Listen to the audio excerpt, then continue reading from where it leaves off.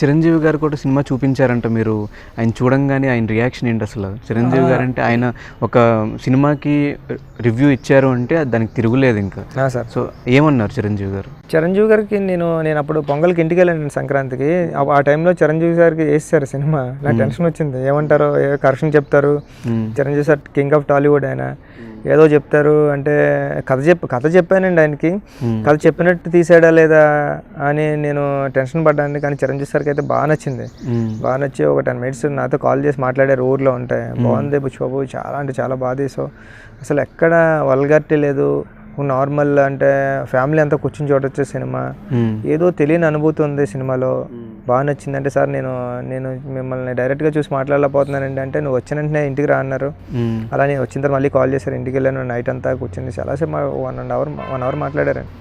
బాగుంది, ఇలా కష్టపడు పైకి వస్తావు, మంచి పొజిషన్కి వెళ్తావు అని చెప్పారు. అలాగే చిరంజీవి గారు మాట్లాడుతూ ఒక సెన్సిటివ్ మ్యాటర్ని చాలా కన్విన్సింగ్గా తీసుకెళ్లారు, నచ్చింది అన్నారు. సో అంత సెన్సిటివ్ మ్యాటర్ ఏంటన్నా అసలు?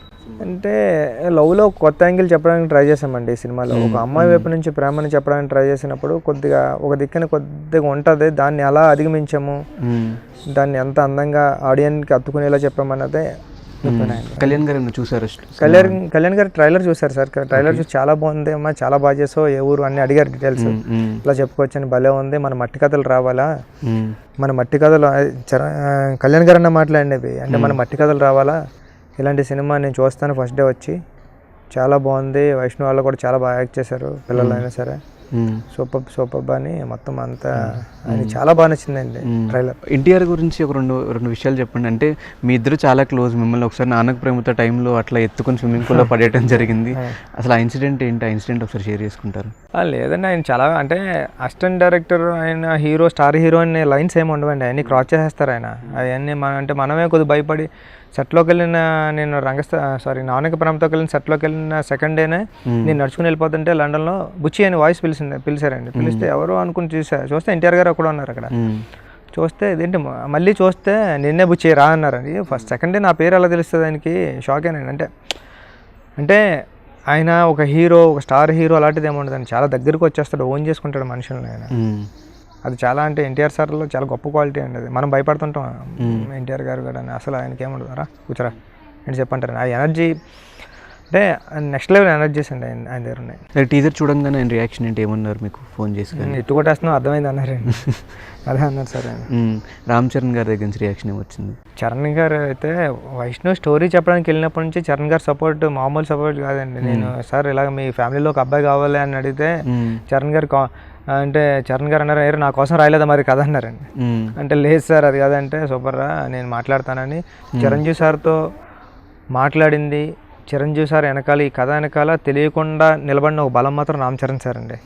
చాలా స్ట్రాంగ్గా నిలబడ్డారు. చిరంజీవి సార్ ఏమన్నా ఆడు చేస్తాడో వదిలే అని అంటే చాలా స్ట్రాంగ్. ఇప్పుడు బాహుబలి వెనకాల స్టాచ్యూ ఎలా ఉంటుంది అలా చాలా స్ట్రాంగ్గా నిలబడ్డారని చరణ్ గారు ఈ వైష్ణవ్ రావడానికి సపోర్ట్ చేయడం. సో మీకు ఎన్టీఆర్ గారు కూడా బాగా క్లోజ్ కదా, ఈ సినిమా తీస్తున్నప్పుడు ఆయనతో డిస్కస్ చేశారు ఇట్లా చేద్దాం అనుకుంటున్నాము అని? అంటే ఎన్టీఆర్ సార్కి స్టోరీ తెలిసిలో ఉందండి లైట్గా.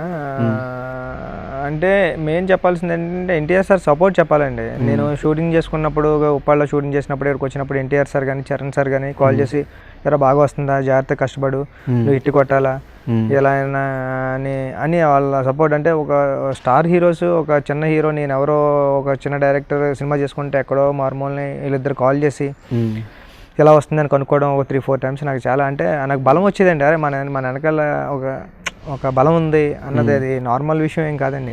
అది కూడా పెద్ద స్టార్స్ కాల్ చేసి ఒక ఫస్ట్ టైం డైరెక్టర్కి కాల్ చేసి, నువ్వు బాగా నువ్వు ఇట్టు కొట్టేసి వచ్చేయాలి అని వాళ్ళ సపోర్ట్ సూపర్. అంటే ఎప్పటికీ అంటే ఎన్టీఆర్ సార్ది కానీ చరణ్ సార్ సపోర్ట్ కానీ ఎప్పుడు మర్చిపోయానండి. కళ్యాణ్ గారు చూసారు?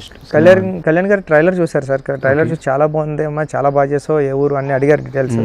ఇలా చెప్పుకోవచ్చని భలే ఉంది, మన మట్టి కథలు రావాలా, మన మట్టి కథలు కళ్యాణ్ గారు అన్న మాట్లాడినవి అంటే, మన మట్టి కథలు రావాలా, ఇలాంటి సినిమా నేను చూస్తాను ఫస్ట్ డే వచ్చి, చాలా బాగుంది, వైష్ణవ్ వాళ్ళు కూడా చాలా బాగా యాక్ట్ చేశారు, పిల్లలైనా సరే సూపర్ అని మొత్తం అంతా ఆయన చాలా బాగా నచ్చిందండి ట్రైలర్. ఎన్టీఆర్ గురించి ఒక రెండు విషయాలు చెప్పండి. అంటే మీ ఇద్దరు చాలా క్లోజ్, మిమ్మల్ని ఒకసారి నాన్నకు ప్రేమతో టైంలో అట్లా ఎత్తుకొని స్విమ్మింగ్ పూల్లో పడేయడం జరిగింది. అసలు ఆ ఇన్సిడెంట్ ఏంటి, ఆ ఇన్సిడెంట్ ఒకసారి షేర్ చేసుకుంటారు? లేదండి, ఆయన చాలా అంటే అసిస్టెంట్ డైరెక్టర్, ఆయన హీరో, స్టార్ హీరో అనే లైన్స్ ఏమి ఉండవండి, అవన్నీ క్రాస్ చేసేస్తారు ఆయన. అవన్నీ అంటే మనమే కొద్దిగా భయపడి సెట్లోకి వెళ్ళిన, నేను నాన్నకి ప్రేమతోకి వెళ్ళిన సెట్లోకి వెళ్ళిన సెకండ్ డేనే నేను నడుచుకుని వెళ్ళిపోతుంటే లండన్లో బుచ్చి అని వాయిస్ పిలిచారండి. పిలిస్తే ఎవరో అనుకుని చూస్తే ఎన్టీఆర్ గారు కూడా ఉన్నారు అక్కడ. చూస్తే ఇదేంటి మళ్ళీ చూస్తే నిన్నే బుచ్చి రా అన్నారండి. ఫస్ట్ సెకండ్ డే నా పేరు ఎలా తెలుస్తుంది ఆయనకి, షాక్ అయినా. అంటే ఆయన ఒక హీరో, ఒక స్టార్ హీరో అలాంటిది ఏమి ఉండదండి, చాలా దగ్గరికి వచ్చేస్తాడు, ఓన్ చేసుకుంటాడు మనుషులను ఆయన. అది చాలా అంటే ఎన్టీఆర్ సార్లో చాలా గొప్ప క్వాలిటీ అండి అది. మనం భయపడుతుంటాం ఎన్టీఆర్ గారు కూడా, అసలు ఆయనకి ఏముండదు, రా కూర్చోరా అని చెప్పంటారు. ఆ ఎనర్జీ అంటే నెక్స్ట్ లెవెల్ ఎనర్జీస్ అండి ఆయన దగ్గర ఉన్నాయి. టీజర్ చూడంగానే ఆయన రియాక్షన్ ఏంటి, ఏమన్నారు మీకు ఫోన్ చేసుకుని? ఇటు కొట్టేస్తున్నాం అర్థమైంది అన్నారండి. అదే అన్నారు సార్ ఆయన. రామ్ చరణ్ గారి దగ్గర నుంచి రియాక్షన్ ఏమొచ్చింది? చరణ్ గారు అయితే వైష్ణవ్ స్టోరీ చెప్పడానికి వెళ్ళినప్పటి నుంచి చరణ్ గారు సపోర్ట్ మామూలు సపోర్ట్ కాదండి. నేను సార్ ఇలాగ మీ ఫ్యామిలీలో ఒక అబ్బాయి కావాలి అని అడిగితే చరణ్ గారు అన్నారు, నా కోసం రాయలేదా మరి కథ అన్నారండి. అంటే లేదు సార్ అది కాదంటే, సూపర్ రా నేను మాట్లాడతానని చిరంజీవి సార్తో మాట్లాడింది. చిరంజీవి సార్ వెనకాల, ఈ కథ వెనకాల తెలియకుండా నిలబడిన ఒక బలం మాత్రం రామ్ చరణ్ సార్ అండి. చాలా స్ట్రాంగ్గా నిలబడ్డారు. చిరంజీవి సార్ ఏమన్నా ఆడు చేస్తాడో వదిలే అని అంటే చాలా స్ట్రాంగ్. ఇప్పుడు బాహుబలి వెనకాల స్టాచ్యూ ఎలా ఉంటుంది అలా చాలా స్ట్రాంగ్గా నిలబడ్డారని చరణ్ గారు ఈ వైష్ణవ్ రావడానికి సపోర్ట్ చేయడంలో. సో అట్లాగే రామ్ చరణ్ గారు టాపిక్ వచ్చింది కాబట్టి, రంగస్థలం సినిమా టైంలో సుకుమార్ గారు ఒక మాట అన్నారు, బుచ్చిబాబు లేదే రంగస్థలం లేదు అని.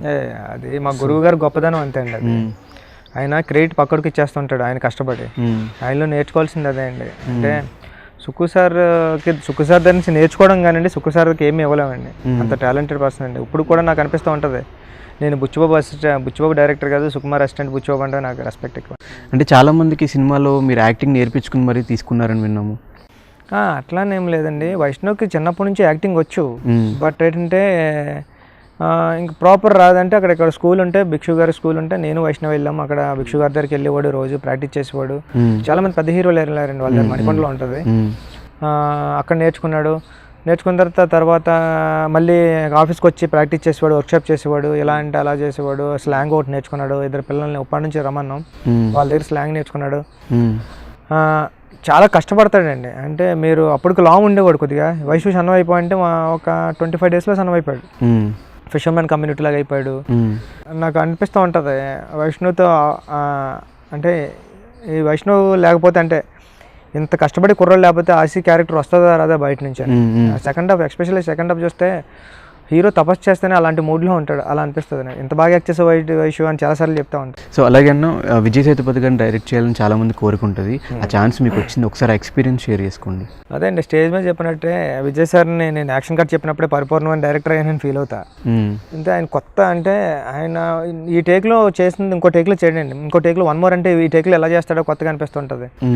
మనం కట్ చెప్పలేం, చూస్తూ ఉండిపోతాం, ఆయనే కట్ చెప్పుకుంటాడు తమ్ముడు అని. ఒకసారి మీరు యాక్ట్ చేసిన తర్వాత ఎప్పుడు కూడా విజయ్ సార్ మానిటర్ చూడడం ఇప్పుడు వచ్చేవాళ్ళదండి, ఆయనకి సిగ్గంట ఆయన యాక్ట్ చేసింది ఆయన చూడడం, నువ్వు చూసుకో ఇలా అంటాడు అంతే ఆయన. చాలా గ్రేట్ ఎక్స్పీరియన్స్ అండి విజయ్ సార్తో వర్క్ చేయడం. వీళ్ళిద్దరు కాంబినేషన్ సీన్స్ ఎట్లా ఉండబోతుంది, హీరోది అండ్ అలాగే విలన్ది? అంటే అదే చెప్తున్నానండి నేను. ఏంటంటే ఈ సినిమాలో కథ ఎలాగెళ్తే అలాగే రాశాను కానండి, హీరోకి హీరోయిన్కి ఎక్కువ సీన్లు కావాలని కానీ, హీరోకి విలన్కి ఎక్కువ సీన్లు రావాలని కానీ కాదండి. కథ కమ్యూనిటీ కథ చెప్తా ఉంటుంది. ఇక్కడ ఈ సిచ్యువేషన్లో ఈ అబ్బాయి రావాలా, ఈ సిచ్యువేషన్లో విలన్ రావాలా, ఈ సిచ్యువేషన్లో హీరోయిన్ రావాలి, అంతే. ఒక నార్మల్గా జరుగుతున్న కథ చూసినట్టు చూస్తారు తప్ప ఒక సినిమాటిక్ డ్రామా అయితే ఉండదండి. కథకి అప్రోచ్ ఉండదు, సినిమాటిక్ అప్రోచ్ ఉండదు, కానీ ఒక న్యాచురల్ అప్రోచ్ ఉంటుంది. అలాగే విజయ్ సేతుపతి గారు లాస్ట్ డే షూటింగ్ అప్పుడు అందరికీ డబ్బులు ఇచ్చారని చెప్పి కూడా విన్నాము. నాకు ఇవ్వలేదండి, అందుకే నేను చెప్తాను. ఏం జరిగింది ఆ ఇన్సిడెంట్? విజయ్ సార్ అందరూ చెప్పారండి, నేను వేరే టెన్షన్లో ఉన్నా, అందరూ చెప్పారండి, మా స్టాండర్డ్స్ చెప్పారు, టీం చెప్పారు. విజయ్ సార్ లాస్ట్ నేను వెళ్ళిపోయేటప్పుడు అందరికీ డబ్బులు ఇచ్చారండి, అందరికీ మనీ ఇచ్చారంట. ఇచ్చి మళ్ళీ వస్తాను, మళ్ళీ తెలుగు మూవీ అంటే అది గ్రేట్. అంటే నిజంగా మంచి థింగే కదండి అది, వర్క్ చేసేసి వెళ్ళిపోకుండా వాళ్ళతో బాండింగ్. రామ్ చరణ్ గారి దగ్గర నుంచి రియాక్షన్ వచ్చింది? చరణ్ గారు అయితే వైష్ణవ్ స్టోరీ చెప్పడానికి వెళ్ళినప్పటి నుంచి చరణ్ గారు సపోర్ట్ మామూలు సపోర్ట్ కాదండి. నేను సార్ ఇలాగ మీ ఫ్యామిలీలో ఒక అబ్బాయి కావాలి అని అడిగితే చరణ్ గారు అన్నారు, నా కోసం రాయలేదా మరి కథ అన్నారండి. అంటే లేదు సార్ అది కాదంటే, సూపర్ రా నేను మాట్లాడతానని చిరంజీవి సార్తో మాట్లాడింది. చిరంజీవి సార్ వెనకాల ఈ కథ వెనకాల తెలియకుండా నిలబడిన ఒక బలం మాత్రం రామ్ చరణ్ సార్ అండి. చాలా స్ట్రాంగ్గా నిలబడ్డారు. చిరంజీవి సార్ ఏమన్నా ఆడు చేస్తాడో వదిలే అని అంటే చాలా స్ట్రాంగ్. ఇప్పుడు బాహుబలి వెనకాల స్టాచ్యూ ఎలా ఉంటుంది అలా చాలా స్ట్రాంగ్గా నిలబడ్డారని చరణ్ గారు ఈ వైష్ణవ్ రావడానికి సపోర్ట్ చేయడంలో. సో అట్లాగే రామ్ చరణ్ గారు టాపిక్ వచ్చింది కాబట్టి రంగస్థలం సినిమా టైంలో సుకుమార్ గారు ఒక మాట అన్నారు, బుచ్చిబాబు లేనిదే రంగస్థలం లేదు అని. అది మా గురువు గారు గొప్పదనం అంతే అండి. అది ఆయన క్రెడిట్ పక్కడికి ఇచ్చేస్తుంటాడు ఆయన కష్టపడి. ఆయనలో నేర్చుకోవాల్సింది అదే అండి. అంటే సుక్కు సార్ దగ్గర నుంచి నేర్చుకోవడం కానివ్వండి, సుక్కు సార్కి ఏమీ ఇవ్వలేమండి. అంత టాలెంటెడ్ పర్సన్ అండి. ఇప్పుడు కూడా నాకు అనిపిస్తూ ఉంటుంది నేను బుచ్చిబాబు డైరెక్టర్ కాదు, సుకుమార్ అసిస్టెంట్ బుచ్చిబాబు అంటే నాకు రెస్పెక్ట్ ఎక్కువ. సో ఇంతమంది స్టార్స్ మళ్ళీ ఆడియో ఫంక్షన్లు అంత పొగిడారు, అసలు ఏమనిపించింది? అంత మీలో నచ్చింది ఏంటి అసలు వాళ్ళకి? ఏమో సార్ నాకు అది అర్థం కాలేదు. నేను అందుకే మీకు చాలామంది చెప్తున్నారు అది ఇలా వెళ్ళినారని. మీకు ఒక విషయం చెప్పాలి, నేను ఇప్పుడు వరకు యూట్యూబ్లో ఆ వీడియోస్ మళ్ళీ బ్యాక్ చూడలేదండి. నేను భయం వేసి వాళ్ళందరూ ఫ్రెండ్స్ అందరూ పెడుతున్నారు ఇలా కాల్ ఓకే అంటే భయం. అంత బాధ్యతను తీసుకోవడం నాకు భయం వేస్తుందండి. రేపు పొద్దున్న జనాలకి సినిమా నచ్చిన తర్వాత అప్పుడు నేను ఒక వీడియో చూసుకుందాం వీళ్ళు ఏమన్నారా అని. సో అంటే ఇప్పుడు ఉప్పనాది మళ్ళీ ఏమన్నా ప్రీ రిలీజ్ ఈవెంట్ కానీ ఇలా సక్సెస్ మీట్ కానీ పెట్టడం జరిగింది అంటే లాస్ట్ టైం మేము ఒక హీరో లాంచ్ అవుతున్నాడు అంటే మెగా హీరోస్ అందరూ కూడా ఒక స్టేజ్ మీద కనిపించాలని చూస్తాము. బట్ లాస్ట్ టైం చిరంజీవి గారు తప్ప ఇంకెవరు రాలేదు. అంటే సక్సెస్ మీట్కి ఓ బాధ్యత రామ్ చరణ్ గారు అని చూద్దాం సార్. అంటే ఎవరు ఏ బాధ్యత ఎప్పుడు నిర్వర్తించాలో అలా చేస్తారు. వైష్ణవ్ కానీ చిరంజీవి గారు పెద్ద ఆయన ఆయన చేతుల మీద వైష్ణవ్ అందరికీ తెలియాలి అనుకున్నామండి. అందుకే చిరంజీవి సార్కి వెళ్ళి చెప్పామండి. చిరంజీవి సార్ వచ్చారు, నెక్స్ట్ నాగబాబు గారు, మళ్ళీ కళ్యాణ్ గారు, వీళ్ళందరూ ఉన్నారు కదండి. కళ్యాణ్ గారు చూసారు? కళ్యాణ్ గారు ట్రైలర్ చూసారు సార్. ట్రైలర్ చూసి చాలా బాగుంది అమ్మా, చాలా బాగా చేసావు, ఏ ఊరు అన్ని అడిగారు డీటెయిల్స్. ఇలా చెప్పుకోవచ్చని భలే ఉంది, మన మట్టి కథలు రావాలా, మన మట్టి కథలు కళ్యాణ్ గారు అన్న మాట్లాడినవి అంటే మన మట్టి కథలు రావాలా, ఇలాంటి సినిమా నేను చూస్తాను ఫస్ట్ డే వచ్చి, చాలా బాగుంది, వైష్ణవ్ వాళ్ళు కూడా చాలా బాగా యాక్ట్ చేశారు, పిల్లలు అయినా సరే సూపర్ అని మొత్తం అంతా ఆయన చాలా బాగా నచ్చిందండి ట్రైలర్. అలాగే మ్యూజిక్ విషయానికి వచ్చేస్తే స్టార్టింగ్ నీకలు నీలి సముద్రం దగ్గర నుంచి అప్పటి నుంచి ఇప్పటి వరకు ప్రతిరోజు ఆ సాంగ్ వింటూనే ఉన్నారు. సో మ్యూజిక్ డైరెక్టర్ గురించి చెప్పండి. దేవిశ్రీ ప్రసాద్ గారితో ఎప్పటి నుంచి పరిచయం మీకు?